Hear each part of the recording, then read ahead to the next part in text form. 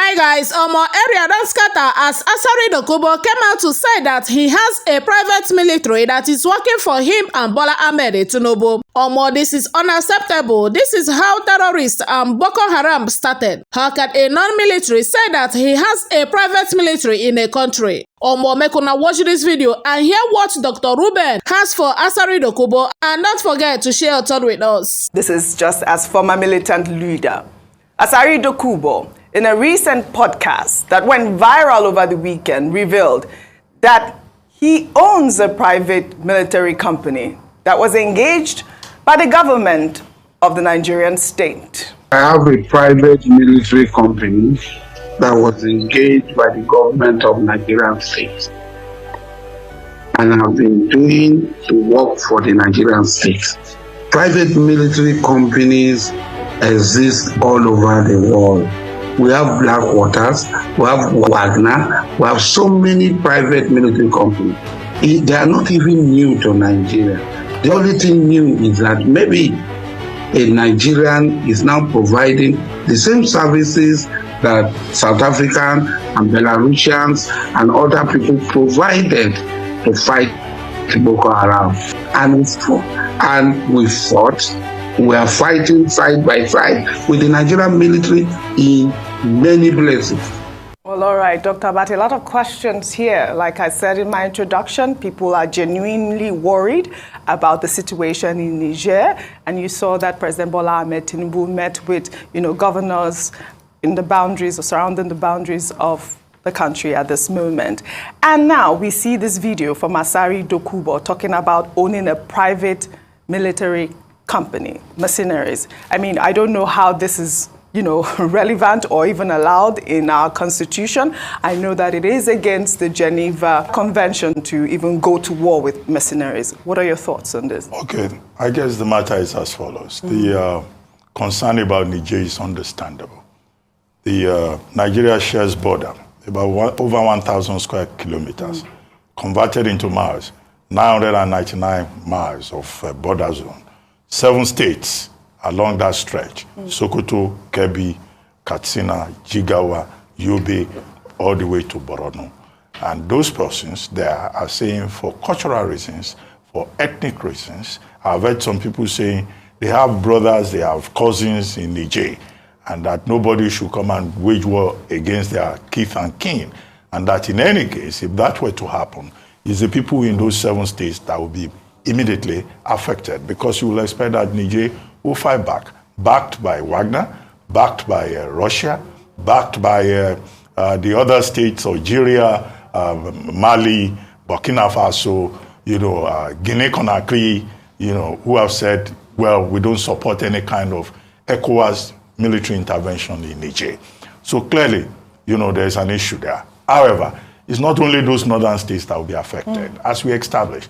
And as I've seen Mr. Tedwa Peterside also establishing, that look, all of us will pay for it. If you close if the fly zone is shut down, then of course people will have to travel longer to get to Europe or to return to Nigeria from Europe or even within Africa. So all of us will bear the brunt. So the ethnic argument is something that is a bit delicate.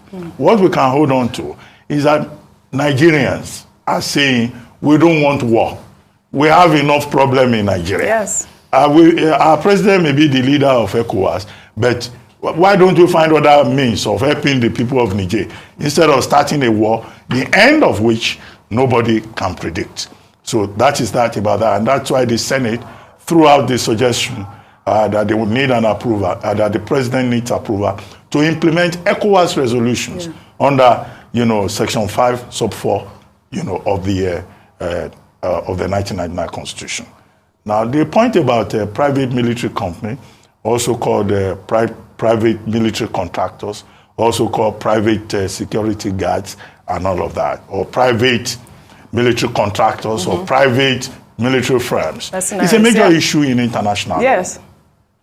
In 1989, the United Nations passed a resolution 44/34, which dealt with this engagement of private military contractors. But it became effective in 2001. And the debate was at 2 levels. you know, how do you engage PMCs in maybe international peacekeeping operations? And what is the difference, also nomenclature, between private military contractors and also private military guards? Yes. Okay, yes, in Libya, they were engaged. In Iraq, we heard about them. Okay, the example of Wagner has also been cited. Indeed, in 2014, Nigeria engaged some private military contractors, also known as mercenaries. But Nigeria was very careful. Nigeria used the word for training and logistics. They were supposed to train, I think, the 72 military squad. Yes. Strike force. Strike force, yes, 72 Strike force. at that time.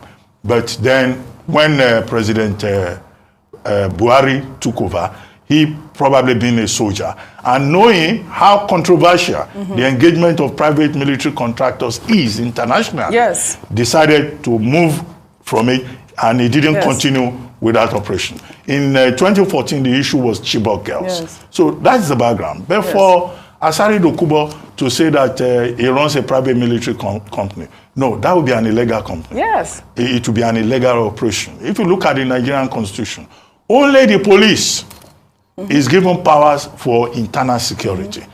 If the police is overwhelmed, then you can bring in the military for limited intervention. Yes. Although some of us have complained about the danger in using military for security, internal security work. The third category is what they call private security guards. Those private security guards, they are recognized by law.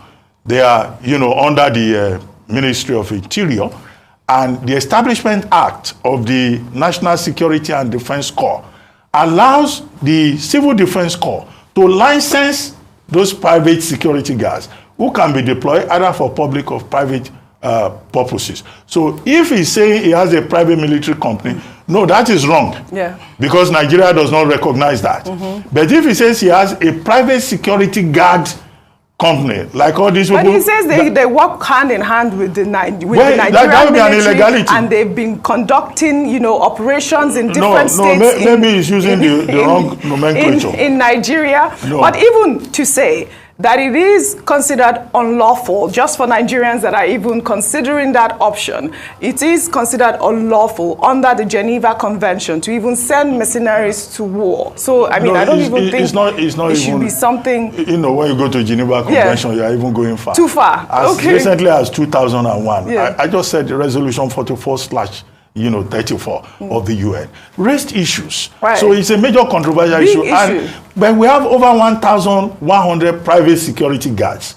All these people you see wearing uniform. Yeah. They are all under civil defense. They are supposed to work with civil defense or liaise with the security authorities in Nigeria. So it's not like Wagner. Somebody cannot say, I'm running a Wagner operation in Nigeria. That would be illegal. Very well said, Dr. Abati. Well, in the meantime,